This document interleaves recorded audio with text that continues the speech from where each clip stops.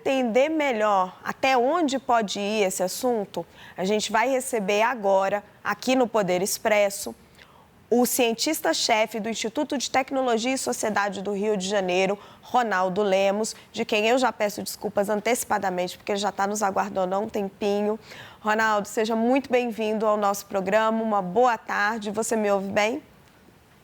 Oi, Raquel, boa tarde, estou te ouvindo super bem. Ronaldo, se ficar comprovado pelas investigações da Polícia Federal, tratou-se de um ataque em massa, né? Você viu, assim, vários perfis, várias publicações, mas quando a gente olha pelo teor das publicações, está ali num nível de difamação.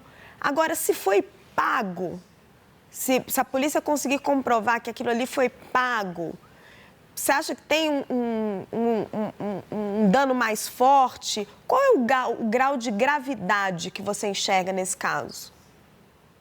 Raquel, esse caso, ele levanta inúmeras camadas, tá, de problemas. Então, o que acontece? Se for comprovado que foi pago, né, que é um esforço para você ter uma série de influenciadores ali fazendo postagens que não são orgânicas, que são editorializadas por um interesse específico, só isso já traz ali problemas graves, tá? Um deles é que, pelo Código Penal, né, você tem crime como crime de apologia, por exemplo, que é você enaltecer, né, fazer a apologia de alguém que comete um crime ou de algum fato criminoso. Então, a gente sabe que o Banco Master está envolvido numa série de investigações que podem ter, sim, um desdobramento penal, e você contratar pessoas para falar bem do que estava acontecendo, criticar uma instituição, como é o caso do Banco Central, defender, né, uma atividade que está sob investigação e que pode ter uma repercussão criminal, isso pode cair, sim, nessa possibilidade de crime de apologia. O outro ponto que eu acho que vale a pena chamar a atenção é a questão do que a gente chama de fraude processual, né? O que é isso? É quando você tem um processo judicial ou administrativo em curso e você faz ações para ludibriar ou influenciar, a levar um julgador a erro nesse caso, tá? Então, quando você contrata influenciadores para poder influenciar uma decisão que foi tomada pelo Banco Central, que tinha ali e tem ainda um processo administrativo sobre a liquidação do banco, você pode estar incorrendo, sim, nessa ideia de fraude processual, que é crime de acordo com o artigo 347 do Código Penal. Então, apologia e fraude processual são dois dos pontos que podem incidir aqui. Sem falar em organização criminosa, né, que é quando você arregimenta outras pessoas para o cometimento de um crime. Então, você tem camada em cima de camada aqui de problemas com relação a essa ação, tá? É bem grave, então. Ronaldo, a nossa Basília Rodrigues tem pergunta para você. Oi, Ronaldo, tudo bem? Obrigada pela atenção aqui com a gente do Poder Expresso. Eu tenho conversado com integrantes tanto do Banco Central quanto da Polícia Federal sobre este caso, né? Porque eles não decidiram imediatamente fazer a investigação no dia que a notícia tomou conta da imprensa, né? Dos órgãos de comunicação. Levou um tempo, tem muita conversa de bastidor acontecendo e até uma das razões é sobre a tipificação disso. Publicar nas redes sociais contra alguém ou uma instituição é crime diante de tanta confusão sobre o que envolve a liberdade de expressão. Na sua avaliação, se a investigação não chegar mesmo a um dado objetivo de pagamento, de compra, de sistematização destas publicações, os influencers podem sair impunes dessa se justificarem? Foi só minha opinião? Uma pergunta, tá? Olha, primeiro ponto, liberdade de expressão se aplica de forma distinta quando a gente está falando de uma propaganda, né? Quando você recebe dinheiro para falar sobre alguma coisa, aquilo não é necessariamente a sua expressão que está sendo manifestada. Você está fazendo literalmente uma propaganda, uma publicidade. E a gente sabe que publicidade no Brasil é regulamentada. Você tem as regras do CONAR, você tem as regras do Código de Defesa do Consumidor, você tem inúmeras regras de transparência. Então, você tem que, no mínimo, dizer que o que você está fazendo é uma propaganda. Inclusive, os influenciadores no Brasil até colocam, né, aquele hashtag publi, né, para dizer que, olha, eu estou falando isso aqui, mas alguém me pagou para eu expressar essa opinião. Então, Benícia, tem um ponto-chave aqui que é propaganda é uma coisa, liberdade de expressão é algo diferente. Até há uma interseção entre as duas coisas, mas no caso aqui em questão, como a gente estava discutindo, você tem a possibilidade de que essa ação esteja sendo feita para influenciar as autoridades públicas, para induzir a erro tanto o público em geral quanto autoridades julgadoras, tá? Então, ou seja, mobilizar a opinião pública para induzir a erro e tentar reverter uma decisão do Banco Central. Isso é muito problemático. Isso pode incorrer, sim, na ideia de que seja fraude processual, isso está previsto no Código Penal, e pode também virar apologia, né? Crime de apologia, que é quando você enaltece um criminoso ou a prática de um crime, né? Então, nesse sentido, não estamos falando puramente de liberdade de expressão, estamos falando de propaganda, pessoas sendo pagas para falar em nome de outras, muitas vezes até ocultando esse fato, e isso é bem diferente porque propaganda é regulamentado, tá? Perfeito. Então não se confunde com liberdade de expressão quando é pago, né? O Ranier Bragon tem uma pergunta para você, Ronaldo. Oi, Ronaldo, muito boa tarde, tudo bom? Em relação a esse caso ainda, uma dúvida é sobre os influenciadores. Caso se com a investigação da Polícia Federal encontre elementos que houve alguém por trás, que isso foi pago por uma pessoa interessada no caso, obviamente, como você disse, essa pessoa pode responder por crimes de apologia e de fraude processual. Os influenciadores que aceitaram receber esse pagamento, fizeram essa defesa, sem deixar claro que aquilo era uma publicidade, entre aspas, eles podem responder pelos mesmos crimes, por algum outro... Qual que é a implicação em relação a esses influenciadores, na sua visão? Olha, os influenciadores estão sob a mesma responsabilidade. Se você faz uma apologia a um crime, pouco importa se você fez aquilo porque é o que você pensa, ou alguém te pagou para fazer aquilo, tá? Se você comete um crime de fraude processual, você vai lá na cena de um crime e tenta alterar a cena do crime. Pouco importa se você fez aquilo por conta própria ou se alguém te pagou para fazer aquilo, tá? Então, nesse sentido, a responsabilidade é a mesma. E Ranier, só lembrando, outros países têm legislações que regulam a atividade de influenciador, tá? Então, por exemplo, a França tem uma lei muito específica sobre responsabilidade de influenciadores, que cria uma série de diretrizes justamente para impedir que seja cometido fraude ou abuso a partir dessa mídia que é tão poderosa hoje, que é essa mídia de influência. Essa mídia de influência, ela existe. Até um estudo da Universidade de Harvard recente mostra que 75% das marcas tem hoje um orçamento dedicado a pagar influenciadores, né? Então, é uma atividade que é legítima, só que é legítima e no Brasil ela não tem nenhuma regulamentação específica. Tanto que tem influenciador que aceita fazer propaganda de coisas que seriam inaceitáveis na mídia tradicional. Então, propaganda, às vezes, de procedimentos estéticos duvidosos, vender serviços que são inadequados. Por quê? Porque, como não há regulamentação, é muito difícil você responsabilizar os influenciadores por causa disso, tá?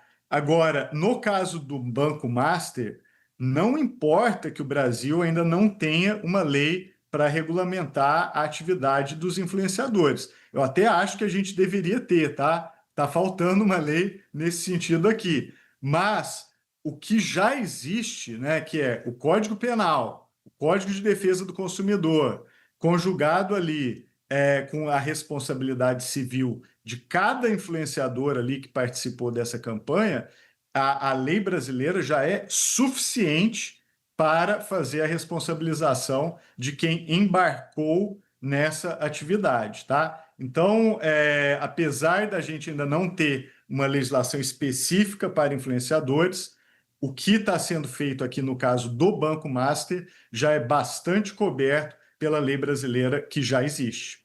Ronaldo, você estava explicando, né, que quem ordenou essa campanha maciça, se ficar comprovado que foi pago, pode responder aí por alguns crimes, como fraude processual.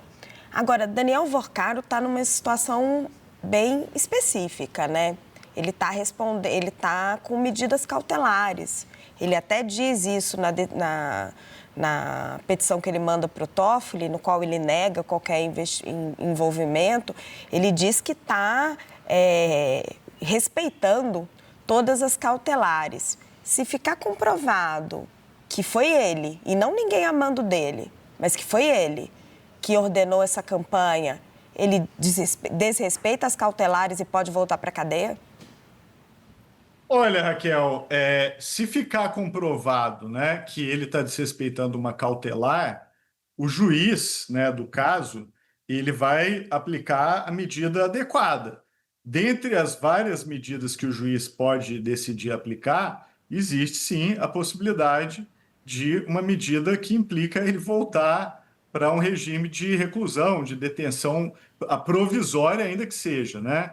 Então, o ponto-chave aqui é que se você paga alguém para ludibriar as autoridades, né, você pode estar incorrendo também no crime de fraude processual. E se você paga alguém para enaltecer uma prática que depois vá ser comprovada como crime, a mesma coisa, você pode cair também no crime de apologia.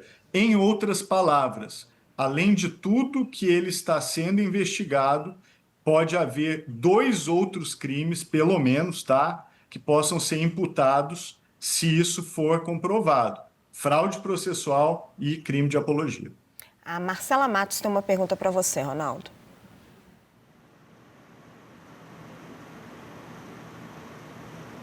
Boa tarde, professor Ronaldo. Agradecemos a atenção.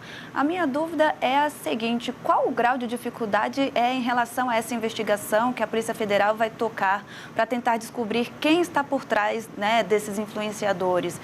Inicialmente deve ser feito ali um levantamento sobre todos que publicaram conteúdos nesse sentido de atacar a atuação do Banco Central. Depois deve vir uma segunda etapa de ouvir essas figuras contratadas para saber justamente quem está por trás. O senhor considera um processo complexo de investigação ou o senhor vê um cenário fácil aí de solução? Ótima pergunta, tá? A maior dificuldade é uma dificuldade política. Então, é a vontade que a Polícia Federal vai ter e a possibilidade política que ela vai ter de investigar. Por quê? Porque essa é uma investigação simples. Crimes digitais, dessa forma, eles deixam muitos rastros. Não só rastros das comunicações entre as pessoas, que você pode pegar, por exemplo, com algumas ordens judiciais direcionadas, por exemplo, a alguns provedores, ou até fazer busca e apreensão. Então, é algo relativamente fácil de se investigar. E o mais importante, Marcela, você pode ir atrás do dinheiro.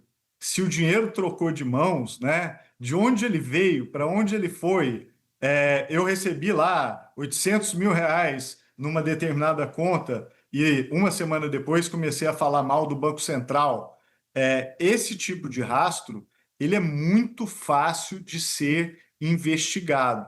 Então, a maior dificuldade que eu vejo da Polícia Federal é uma dificuldade política, porque, na prática, esse tipo de investigação é muito fácil de ser conduzida e esse tipo de ação deixa muitos rastros, tá? Então, acho que a Polícia Federal deveria investigar, até para ver se é verdade mesmo. Vamos dar aqui o benefício da dúvida, como a gente sempre deve fazer no caso de investigações criminais, tá? Então, se as pessoas forem inocentes, tudo bem, não tem nenhum problema. Agora, se as pessoas realmente participaram desse esquema para manipular a opinião pública, ludibriar uma autoridade pública, como é o caso do Banco Central, para difamar o Banco Central, isso deixou certamente muitos rastros que são relativamente fáceis de serem investigados pela Polícia Federal, tá? Ronaldo, nossa Basília Rodrigues tem mais uma pergunta para você. Obrigada, Raquel. Ronaldo, antes de virar notícia hoje, eu publiquei no site do SBT News, a Raquel também tem coluna sobre isso, sobre a estratégia da defesa do Vorcaro de tentar inverter os sinais. Dizer que ele, o banqueiro Daniel Vorcaro, que foi alvo de muitas publicações pejorativas na internet e até cobrar investigação. Ele que está sendo investigado por gestão fraudulenta, por outras questões relacionadas à lavagem de dinheiro, enfim, envolve muito dinheiro, ele está dizendo que sobre esta acusação de que comprou influências para falar mal do Banco Central, ele é totalmente inocente e que, na verdade, é uma vítima destes influenciadores, páginas que não têm nada a ver com economia e que estão falando mal dele e do Master. Como fica este aspecto de uma possível investigação? Entra tudo junto dessa ação da Polícia Federal? Precisa que o ministro Dias Toffoli corrobore com este entendimento ou alegação da defesa? Como é que fica essa ponta das publicações que falam não do BC, mas do Master? Olha, o ponto-chave aqui é o seguinte. Primeiro, tem que se dar o benefício da dúvida. Isso já falamos aqui, né? Nunca devemos condenar ninguém a priori. Vamos sempre dar oportunidade para as pessoas, eventualmente, se justificarem, para as investigações serem conduzidas da forma mais extensa possível. Agora, o que chama a atenção aqui é que parece estar havendo um desejo muito grande de se obstaculizar as investigações.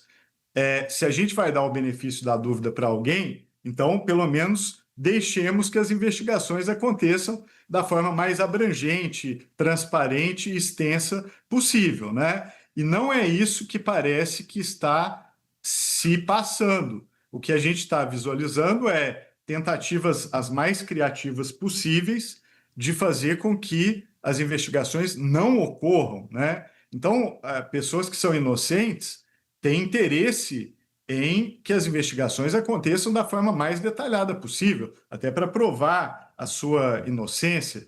E aqui o que a gente está presenciando é o contrário disso. A gente está vendo estratégias criativas, né, de usar influenciadores para difamar o Banco Central, tentando eliminar a autoridade do Banco Central, que é a autoridade mais especializada e competente para tratar desse caso, e jogar isso para outras esferas, né? Até o TCU, que não tem nada a ver com a história, entrou aí nessa discussão. Então, o que eu espero é que, em havendo fato novo, que é o que a gente parece estar visualizando aqui, qual é o fato novo? É o fato de ter se tentado constituir uma milícia digital paga para cometer fraude processual e para fazer apologia a uma ação que pode ser eventualmente criminosa.